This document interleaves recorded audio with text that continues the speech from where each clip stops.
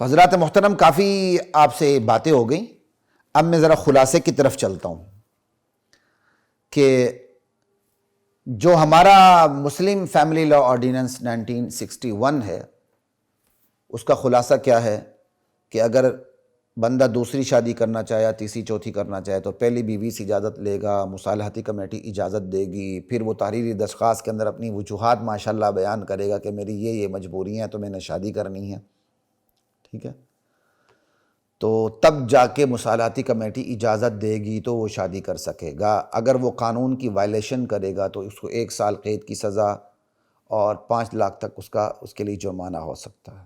ابھی ایک کیس اس حوالے سے گزر بھی گیا، ٹھیک ہے۔ یہ ہمارے اسلامی مملکت کے اندر غیر اسلامی قانون کا خلاصہ ہے، جبکہ اس کے بارے میں شریعت کیا کہتی ہے؟ شریعت کہتی ہے 2 کرو، 3 کرو، 4 کرو، کسی بیوی شیوی سے اجازت لینے کی کوئی ضرورت نہیں۔ کیوں؟ اجازت اللہ نے دی ہے، اللہ کے رسول کے عمل سے ثابت ہے، صحابہ کے عمل سے ثابت ہے، حدیث کے اسلوب سے ثابت ہے، کوئی اجازت کی ضرورت نہیں ہے۔ شریعت کا مزاج یہ ہے،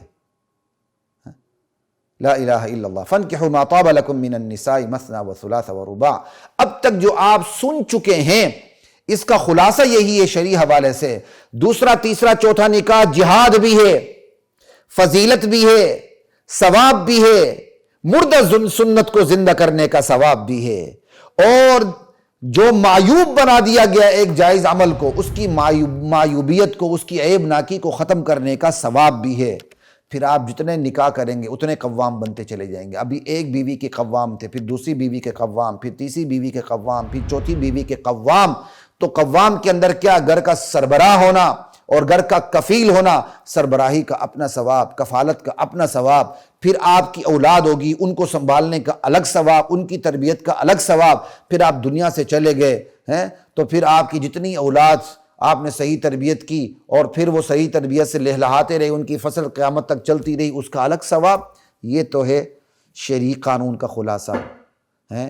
اور دوسری طرف میں نے آپ کو اس کے برعکس ہندوانہ قانون پاکستان کے اندر جو ہے اس کا خلاصہ میں نے آپ کے سامنے رکھ دیا۔ اب آپ دیکھیں کہ جو ہمارے ملک میں قانون بنا ہوا ہے یہ 100% جا کے شرعی قانون کو ہٹ کرتا ہے، اس سے متصادم ہوتا ہے، اور توحید فی الحاکمیت کو چیلنج کرتا ہے۔ یاد رکھیں، لا الہ الا اللہ، یہ جو ہم نے قانون بنایا ہے نا کہ نکاح اگر کرے تو پہلی بیوی سے اجازت لے، یہ قانون اللہ وحدہ لا شریک لہ کی قسم، یہ قانون توحید فی الحاکمیت کو چیلنج کرتا ہے۔ اگر کوئی شخص یہ قانون بناتے ہوئے، قانون سازی کرتے ہوئے، قانون کی تعبیر و تشریح کرتے ہوئے، قانون کی اتباع کرتے ہوئے کسی بھی صورت میں، چاہے وہ قانون سازی کرے، چاہے وہ قانون کو امپلیمنٹ کرنے والا ہو، چاہے وہ قانون کی تعبیر و تشریح کرنے والا ہو، یا قانون کو ماننے والا ہو، یا لوگوں کو قانون مجبوراً منوانے والا ہو، کسی بھی صورت میں اگر اس کا عقیدہ یہ ہے کہ اللہ کے مقابلے میں ریاست کو بھی یہ پورا اختیار ہے کہ وہ قانون بنائے، چاہے وہ قوانین قرآن و سنت سے ٹکرائیں، تو وہ اللہ کے قانون کا انکار کرتا ہے اور ریاست کے قانون کا اقرار کرتا ہے تو وہ کفر کرتا ہے۔ اور اگر وہ اللہ کے قانون کا انکار نہیں کرتا لیکن کہتا ہے نہیں، اللہ کو جس طرح قانون بنانے کا حق ہے، ریاست کو بھی گراؤنڈ ریالٹی کو دیکھتے ہوئے اللہ کی طرح قانون بنانے کا حق ہے، قرآن و حدیث سے متصادم ہو تو کوئی فرق نہیں پڑتا، گراؤنڈ ریالٹیز کو دیکھا جائے گا، تو اللہ کو جس طرح حق ہے تو انسانوں کو بھی اسی طرح حق ہے، تو وہ مشرک ہو جائے گا۔ ایک صورت میں کافر ہو جاتا ہے، دوسری صورت میں مشرک ہو جاتا ہے۔ لیکن اگر وہ یہ عقیدہ نہیں رکھتا، گناہگار ہے، تعبیر کو جیسے قانون بنا ہوتا ہے اس کی امپلیمنٹ کروا دیتا ہے، لیکن اس کو کفر ہی سمجھتا ہے اور اس کو گناہ کبیرہ سمجھتا ہے، غلط اس کی تعبیر و تشریح میں پڑا ہوا ہے، یعنی جو قانون بنا ہوا اس کو امپلیمنٹ کروا دیتا ہے لیکن یہ عقیدہ نہیں رکھتا، تو اسے فاسق تو کہا جائے گا، ظالم تو کہا جائے گا، لیکن کافر نہیں کہا جائے گا۔ بہرحال توحید فی الحاکمیت چیلنج ہو جاتی ہے۔ قرآن کریم کی آیات ہیں، سورۃ المائدہ کی آیت نمبر 44 ہے، سورۃ المائدہ ہی کی آیت نمبر 45 ہے اور 47 ہے۔ یہ آپ کو آیت پڑھ دیتا ہوں کہ بندہ ہل کے رہ جاتا ہے، خدا کو اپنی توحید کتنی عزیز ہے، خدا کو اپنی توحید فی الحاکمیت کتنی عزیز ہے۔ آج ہم توحید کے مختلف پہلو یاد رکھتے ہیں، توحید فی العبادت کو بھی یاد رکھ لیتے ہیں کئی دفعہ، توحید فی الحاکمیت کو یاد نہیں رکھتے۔ توحید حاکمیت یعنی توحید جس کا تعلق خدا کی حاکمیت سے ہے، ہم اسے بھول بیٹھے ہیں۔ ان الحکم الا للہ، حکم دینے کا حق صرف ایک اللہ کو ہے۔ الا لہ الخلق والامر، لوگوں یاد رکھو خلقت اللہ کی ہے، مخلوق اللہ کی ہے، تو مخلوق پر حکم چلانے کا حق بھی صرف اور صرف اور صرف اور صرف ایک اللہ لا یزال کو حاصل ہے، لا الہ الا اللہ۔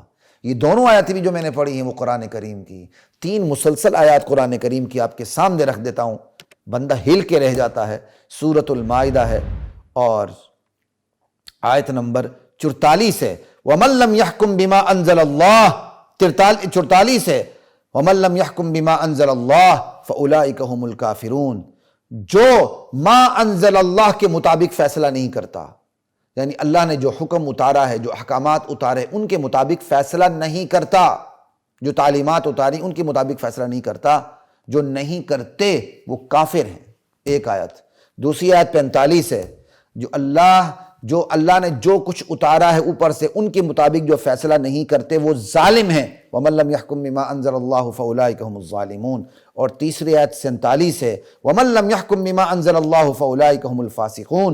ما انزل اللہ، جو کچھ اللہ نے اوپر سے تعلیمات اتاری ہیں، جو دستور اتارا ہے، جو اس کے مطابق فیصلے نہیں کرتے وہ فاسق ہیں۔